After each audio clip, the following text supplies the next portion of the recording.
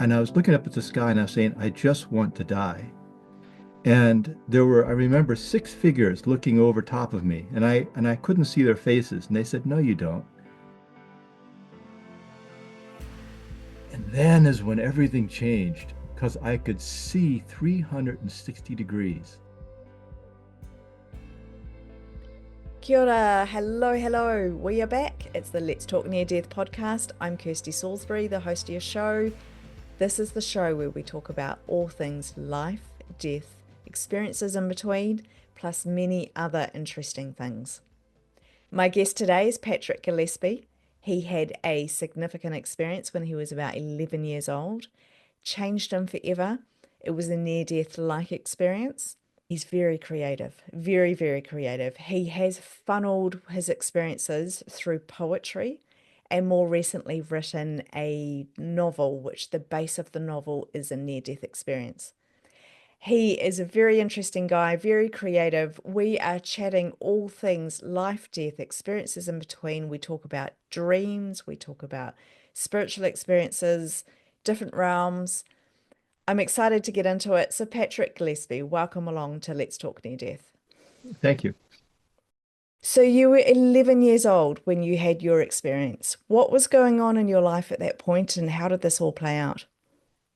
Well, my grandfather had just died 3 days before my birthday, and Oh, yeah, tough. and and prior to that, he was fairly old. I was raised by my grandparents, and my grandmother had often discussed with me the possibility that he would die, and so death was a constant presence to me Mm, up until he did actually die. And I when you're that age, that constant discussion of the presence of death and the possibility of death began to make its way into my dreams. Um, which is what later spurred my near-death experience. I call it a near-death experience. I didn't know what experience I had when I had it, mm. but I'd had before I had my experience, I would have many dreams in which I'd be shot. Oh, that's a bit harsh. 11 as well. 11. Well, but it was in a childish sort of way, because you'd go out and you'd play cowboys and Indians, and Yeah. I'd always be the Indian, which guaranteed that I was the one shot. And so I'd have the experience of being shot in my dreams, and I wouldn't you know I would get shot and I would wake up. Well, how did I, where to go with this? I- One morning I was I was making breakfast, and it was a Sunday morning, and there was nothing to listen to on Sunday mornings for a child. There were just televangelists, and this one Mm. televangelist was going on and on about God, and for some reason this particular one, only one time in my life, was fairly persuasive, and I said, "Sure, okay, um, I'll I'll I'll give myself to God, whatever that is." Uh, and it wasn't about, I think it was maybe that week that I was having a dream, and I was lying down in a valley, and I have to preface this by saying that God has a sense of humor.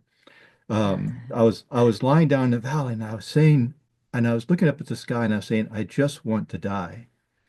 And I remember six figures looking over top of me, and I couldn't see their faces. And they said, "No, you don't." I said, "No, no, really. I want to die.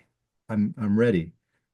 And at that moment, I saw I saw a line go through a circle. And this is going to make you laugh because I've never revealed this. Um, in the next moment, and eat your heart out, Star Trek fans around the world. In the next moment, I was standing on the bridge of the Enterprise in the void, And the only thing I can imagine is that this was a signal that I was somewhere completely different because the bridge faded away.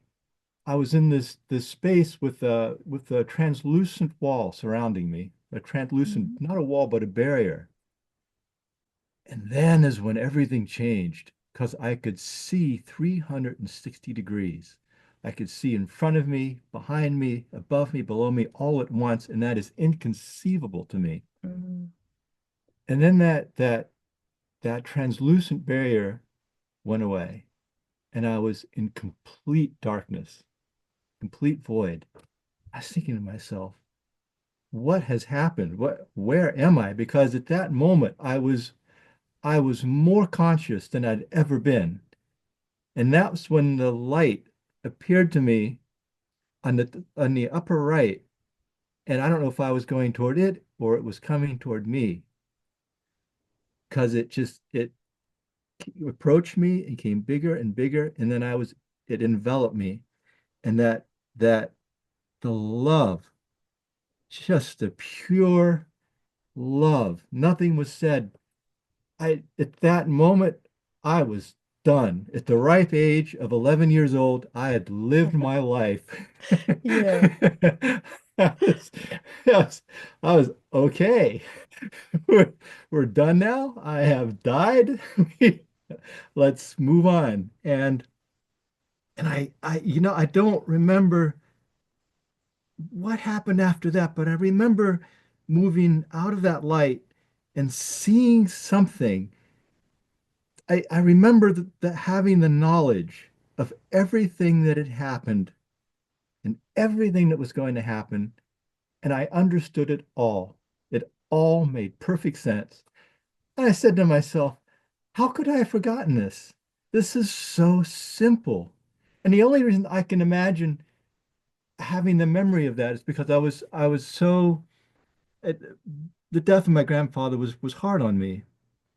And and that experience was showing me that it was okay, that what had Mm. happened to him and what was going to happen to me, it all made perfect sense. Then that faded away. I was back in that void, that black space. And then I saw another sort of barrier, like a stone wall. And then beyond it was a sapling. And I could see that the path I could take went past that stone wall, went to the right around the sapling. And I knew that at that point, I don't want to say that I knew that I was dead, but I knew that I wasn't in my body anymore. And I started calling for my grandfather by name and Mm. walking toward that tree. And that's when I felt something push me and the feeling of falling back into my body. I, I, you describe it 1,000 times as like feeling like a genie put back in the bottle and the cork getting put on the bottle. And that's what it was like. It was like going from the infinite into the limited once again. And I woke up in bed in a cold sweat. And I still remember this just as vividly as it was this morning, looking out my window and that blue light of dawn had just begun. And that and I had no idea what happened to me because this was before the NDEs were really discussed. Mm. Mm. This would have been 1977.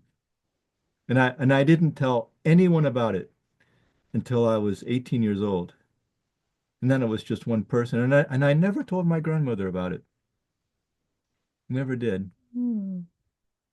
And then I had another experience that we can get to whenever you like that may have been an NDE. Okay, let's And, go for and it. Let's have it all. let's have it all. Okay, you want to hear that right Yeah, now? yeah, I Well, love this this.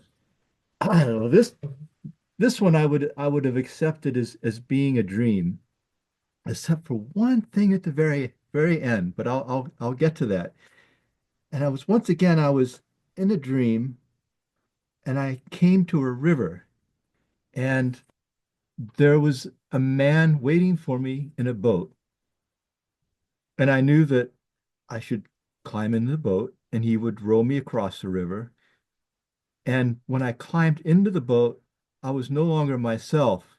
I was a child and a female, and I was wearing like a russet tunic. And he rowed me across the river. I got out, and there was this beautiful town, and everything was brick, red brick, and the town spiraled up this single, I don't want to call it a mountain because that's too big. It was like a hill, spiraled up, almost like one of these French cities there's a famous French city that I can't remember the name of that's built just off the shoreline. It was a bit like that. I remember going through the gate and the into the city, and there were people there dressed like me and sort of these medieval clothes.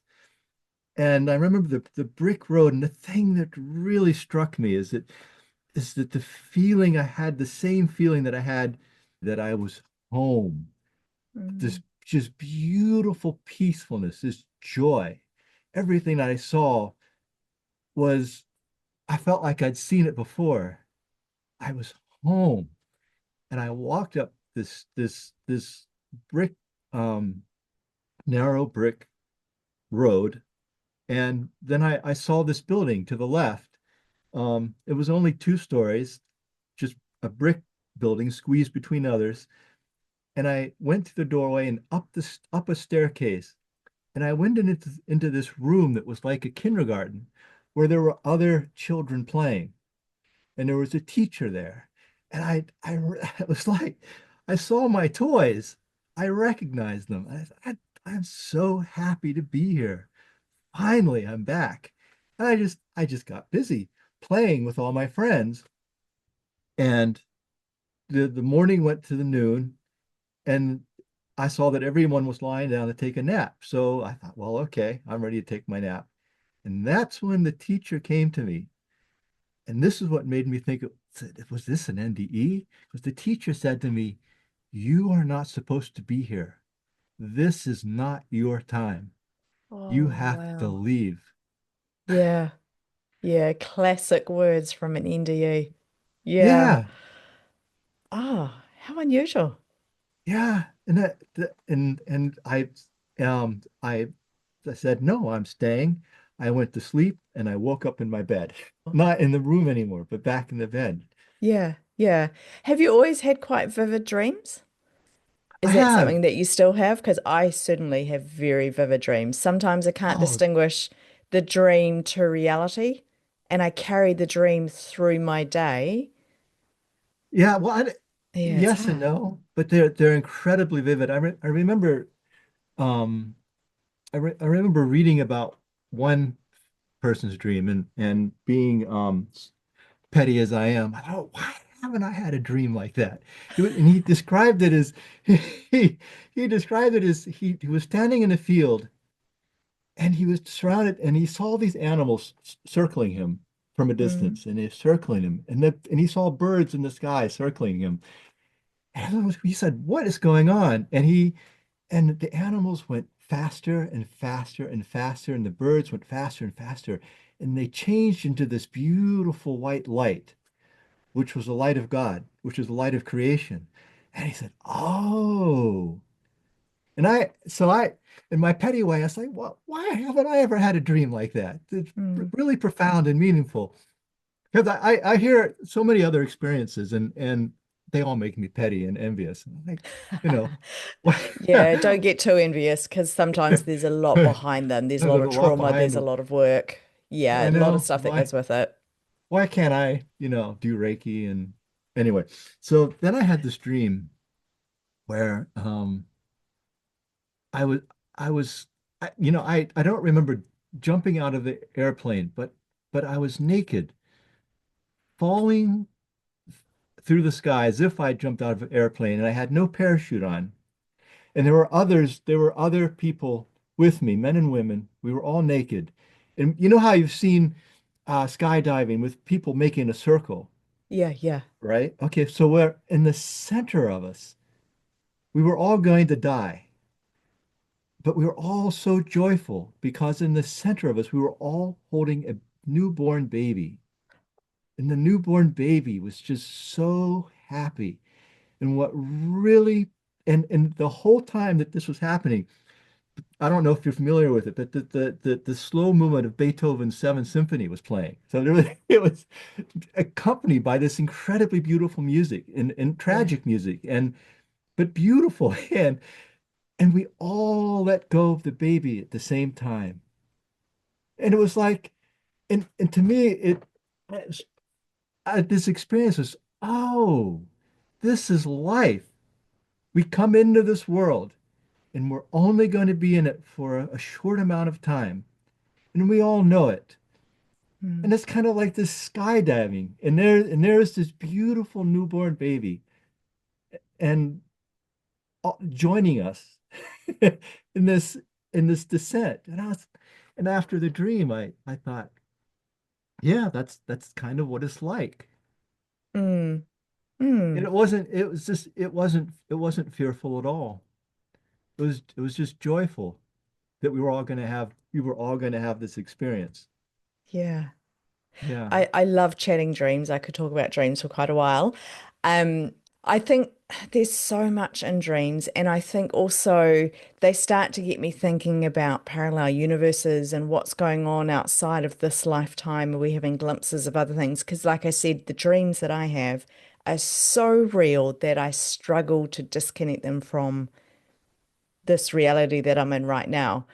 Oh, they're incredible. And so much of my Yeah. novel, like this fantasy series that I'm writing right now, is based on places that I have been in my dreams. Oh, okay. So do you Yeah. remember your dreams? You remember? Oh, I do. I've met my grandmother and my grandfather in my dreams Oh, see, after I think there's after they something had in that died. for sure. Yeah, and my grandmother, let me tell you that just this dream, because it's it was I she died in my arms in the hospital, Oh, and she had a lot of difficulty speaking, and she said something to me and I couldn't understand what she said, and she started crying, and then shortly after that she died.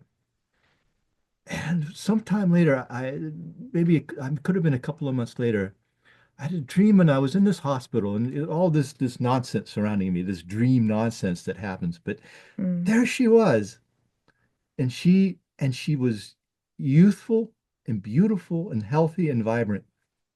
mm, And she said to me, she said, because she lived with me in the end, and she was suffered from dementia, and it was very difficult, and I felt terrible because I'm not a good caregiver, and I felt terrible because I felt like I hadn't I hadn't been there for her the way I should have been. mm, And during this experience in my dream, she said to me, you know, I'm sorry, that was really too hard on you. And she said it in that way that only she could say it. And it just lifted this guilt from me. mm, mm, And and then I realized in the dream, I realized that I was dreaming and that I was talking to my grandmother. And so we knew that we were going to have a child, going to have a baby, my wife and I. And so I said to my grandmother, I said, we were going to have a child. And she said, I know. I said, do you know if it's a boy or a girl? And she looked at me, she had this smile on her face. And the only thing I could think is she was deciding, or she was making me think, she was deciding whether she should reveal this or not. And so mm. she looked away for a moment as though to think about it. And she turned back to me and she said, you're going to have a girl. And I woke up and I told my wife this. This was, and she was right. Oh, I love it. I love it. Yeah.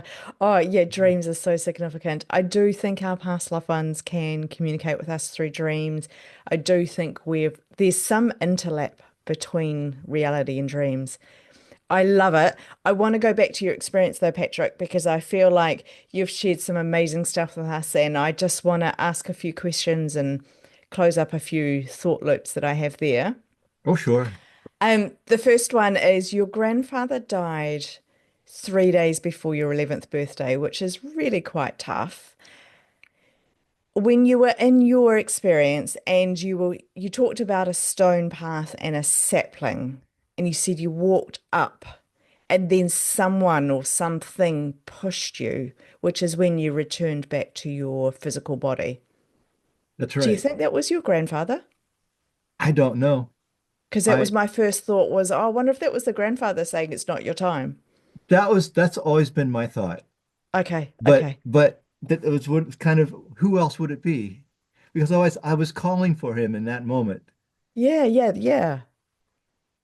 And Yeah.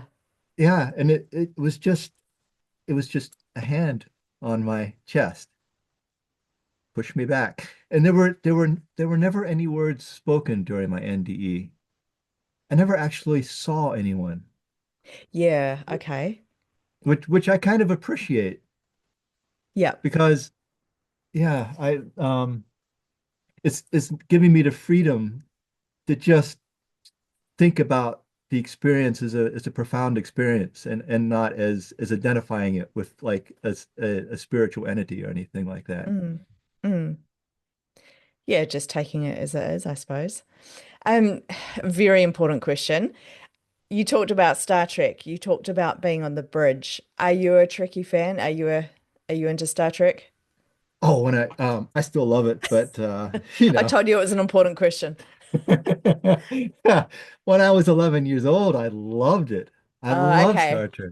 Yeah, The reason I'm actually asking this is I obviously have talked to a lot of people who've had a lot of experiences. They often talk about how they're met with what would resonate with them, that's things right. that they can actually understand and a concept they can grapple with. And when you said that, I was going, yeah, he's 11 at Star Trek. This totally makes sense. Well, it does. Yeah. You know, I have never revealed that. I only revealed that to my daughter a couple of weeks ago Yeah. Yeah. because I, it's an interesting thing. I hear other NDEers say, I plan to have my NDE, and they talk about like these gruesome accidents that were planned in advance, where they're going to have these NDEs. And I Mm. was I was just imagining me and my little soul, and I could imagine them saying, well, we could have a 32 car pile up, and you could be in car number 13, or you could be hit by a bus. We could have you fall through helicopter blades. And then I was Oh, imagining yuck. we could do it. We could make it work. And then I'm imagining in the small print, you could NDE under a down comfort. Yeah. Yeah. Well, I mean, it That's me. happens. I want It that. happens. I've talked with people who've had them through sleep apnea where you stop breathing. Yeah. It happens. It can be in the comfort of your bed. Well, Anything is possible. anything is possible. But it's so because when I first began sharing my NDE, of course, everybody wants to know, well, what happened? Yeah. How did you almost die? And I had the experience of people both who had NDEs and those who didn't as rejecting my experience because I hadn't been near death, actually. Maybe I Yeah. was, I don't know. But Yeah. yeah, I, at the end of the day, I think something very significant happened for you. Whether that's an NDE-like experience, a spiritual transformation experience, put whatever name you want on it. Something happened. So this leads into my next question was you were 11 years old. Something happened. How do you feel like that has, I guess, shaped you into who you are? Because it's quite a young and informative age. It's a part of life where you're starting to work out who you are. oh, it Yeah. it profoundly changed my life. I Who do you, in what way, and who do you think you would have been if you hadn't have had the experience? Let's see. Well, the first thing it did is it opened the door. I couldn't.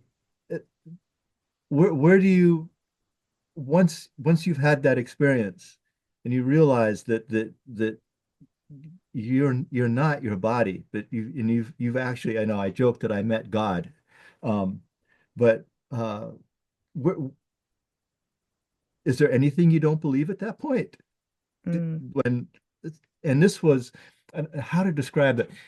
This was, before the year 2000. And I remember uh, there, there were, there were channelers.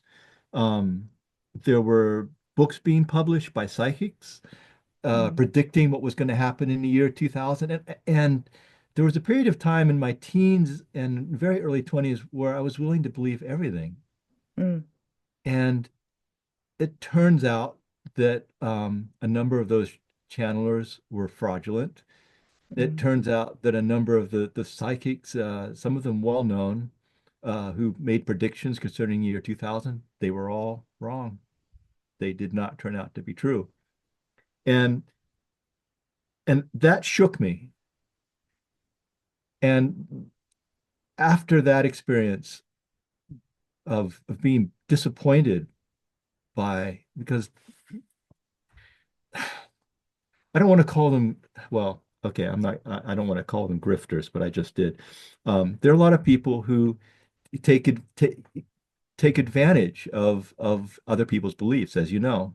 yeah, And definitely. and yeah, and so that was a big disappointment for me. And for a time, I almost turned to atheism. Mm, Um, and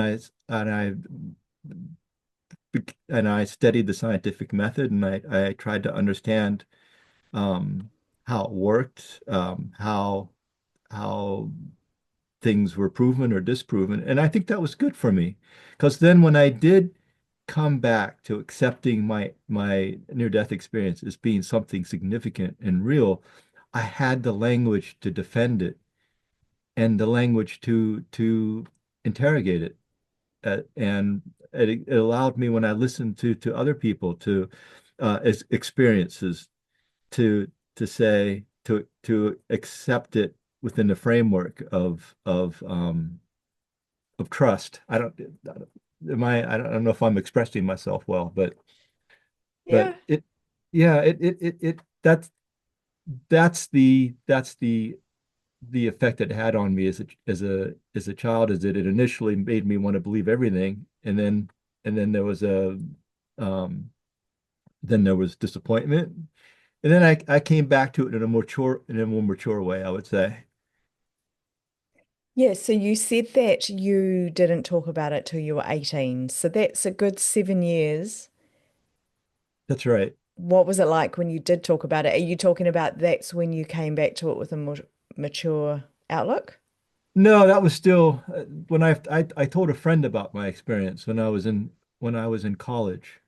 Mm, And we were both big believers in the how the world was going to change in the year 2000, which it right, didn't. yeah. Um, nope. Um,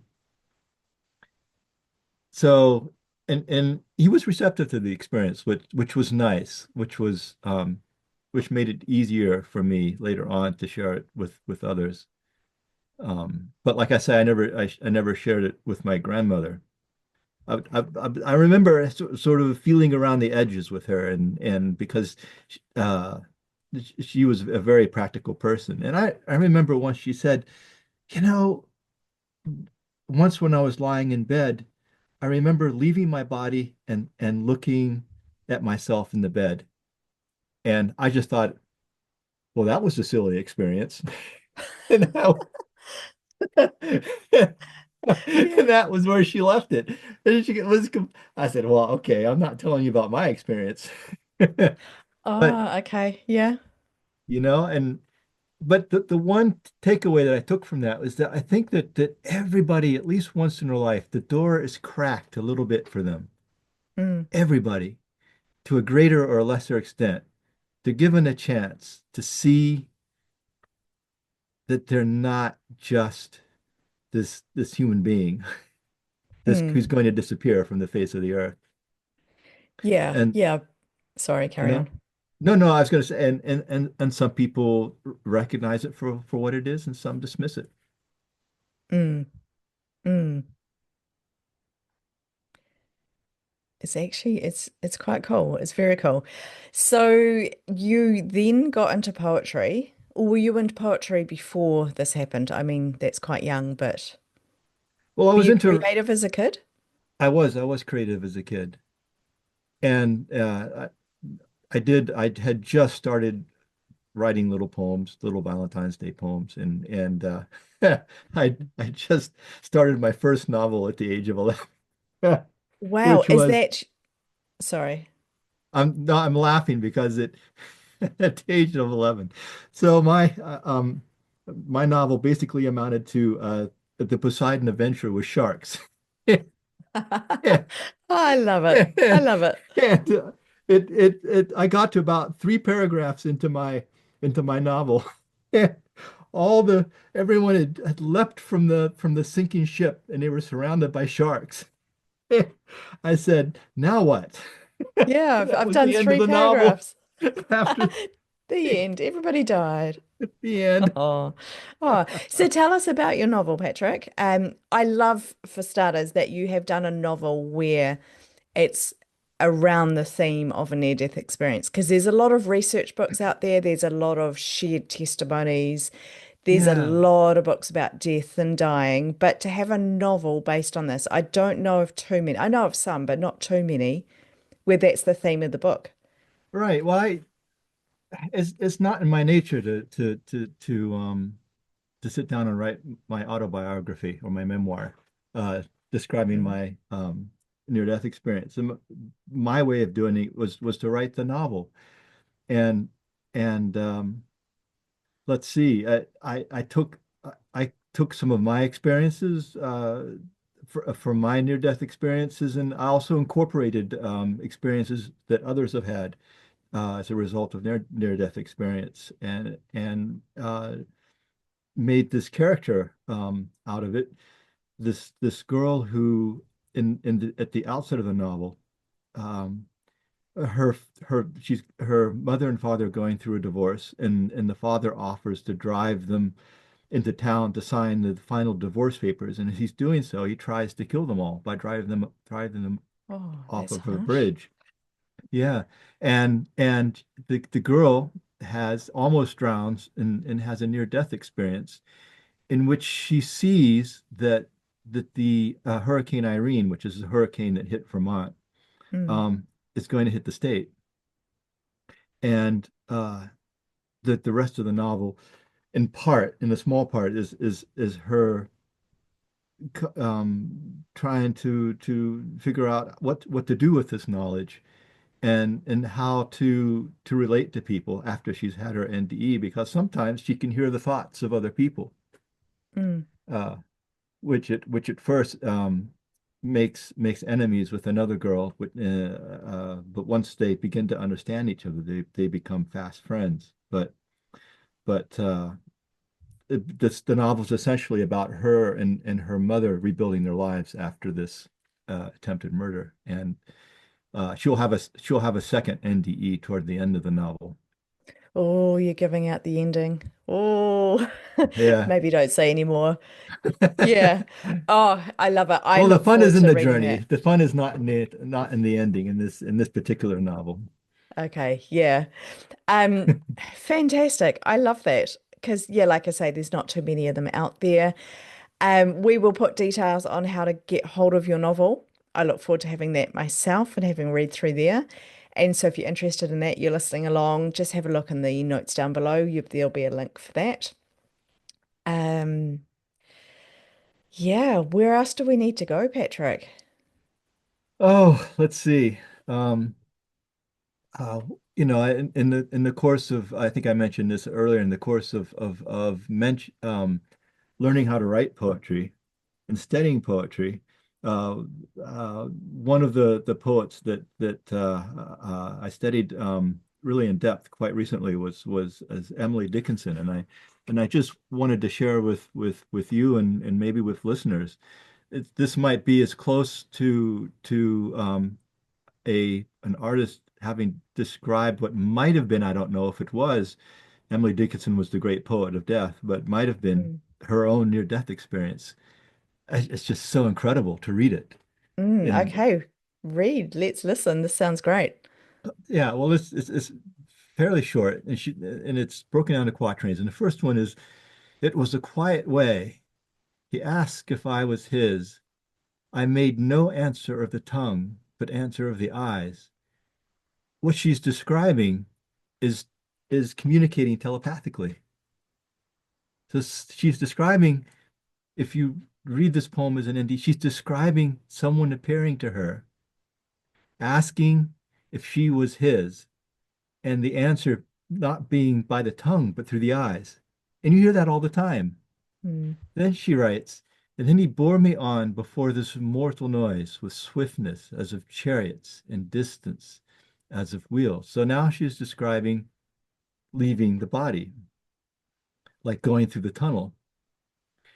"The world did not drop away as acres from the feet of one that leaneth from balloon upon an ether street." So she's describing seeing the earth get smaller and smaller beneath her, just like you would with a modern NDE. And I asked she could have imagined this, but it's so strikingly similar. Then she writes, "The gulf behind was not, the continents were new. Eternity it was before, eternity was due." So she's describing the earth that fading from behind her and a new world of, mm, a new continent appearing before her of eternity. And the final lines are, "No seasons were to us, it was not night nor morn, but sunrise stopped upon the place and fastened it in dawn." So what she's describing is the light. The sunrise stopped upon a place. In other words, the light appeared. It was and wasn't the sun. It stayed there, fastened at the dawn. So she's yeah. describing seeing the light.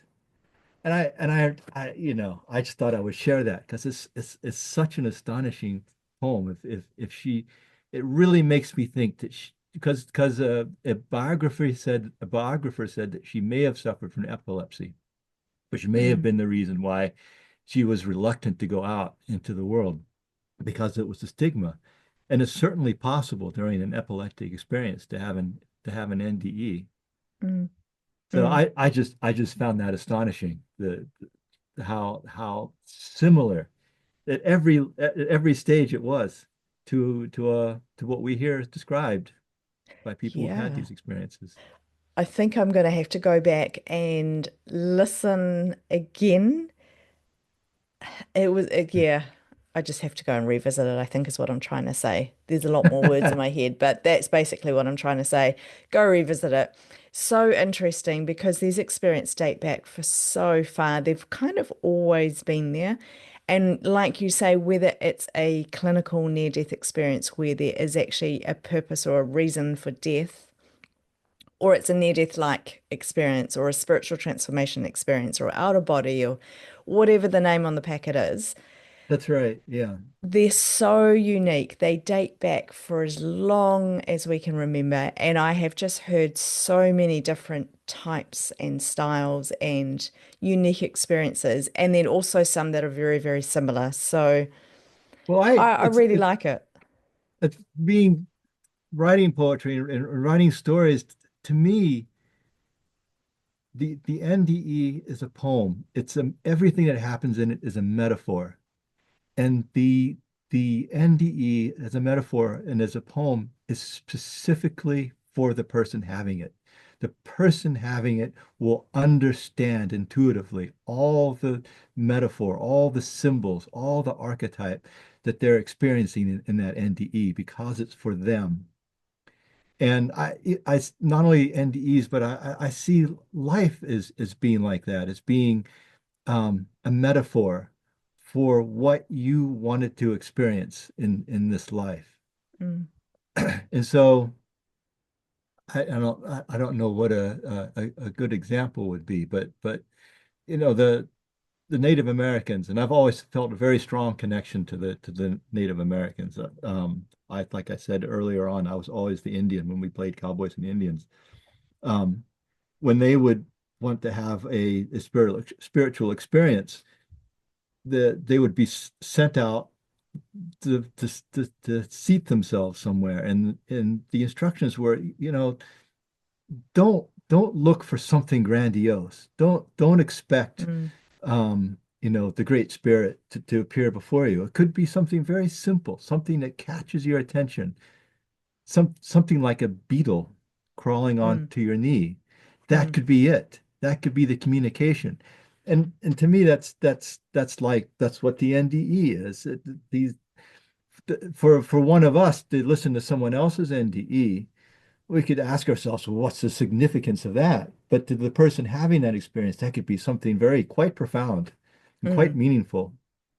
And I mm. think that's part of the problem of looking at other NDEs and as told by other people without the context of those people explaining them, because what they experience, the symbolism of what they experience isn't going to have the same resonance with us. But That's I that love, unique piece. yeah, but I love listening I think of them as postcards from the creative universe. Yeah. You said that to me earlier, and I was like, oh, that's really cool. A little postcard. Yeah. Yeah, I each really like one. that. Yep. I like that. And yet they're so unique. They're so They're similar. so It's, unique, each one. Every postcard, yeah. completely different. Yeah. Yeah. No, I really like that. It's so good. Now, I've got one final question for you, Patrick. How do you feel after all of your experience in life? This happened when you're quite young. How do you feel about the event of your eventual death?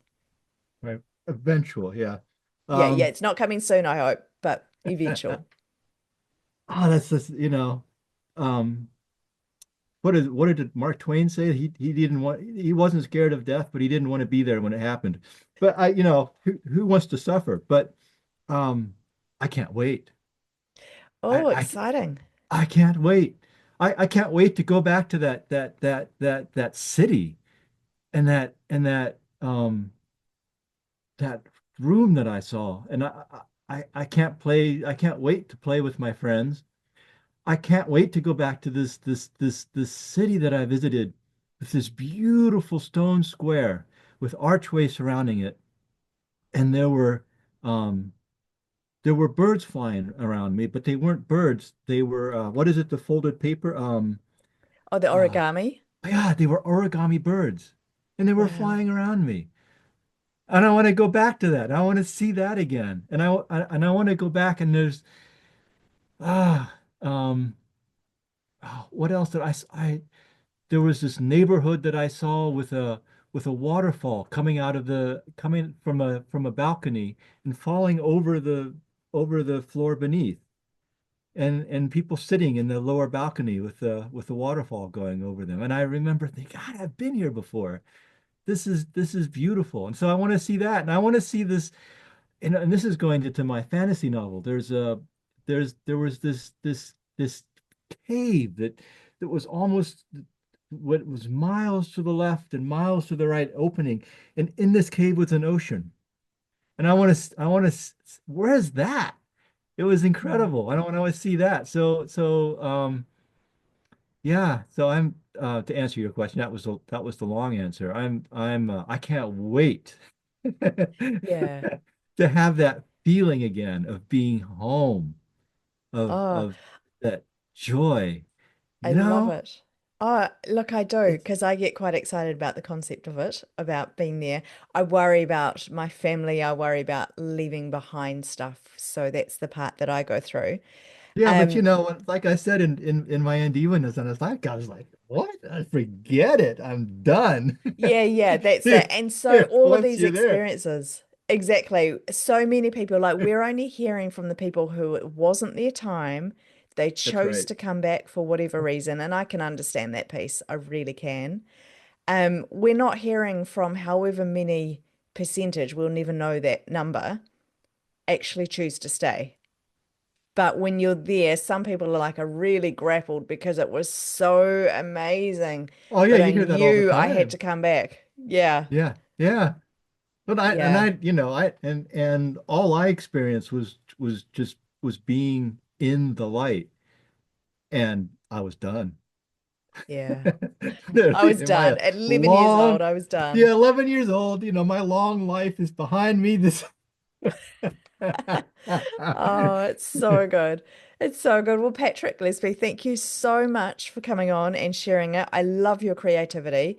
I can't wait to get my hands on your book and just read that full story. So, huge congratulations to you Well, for doing that. and anyone's welcome to visit my blog. They can find my poetry there, and some of it is poetry of my near-death experience. Very a good deal of it is.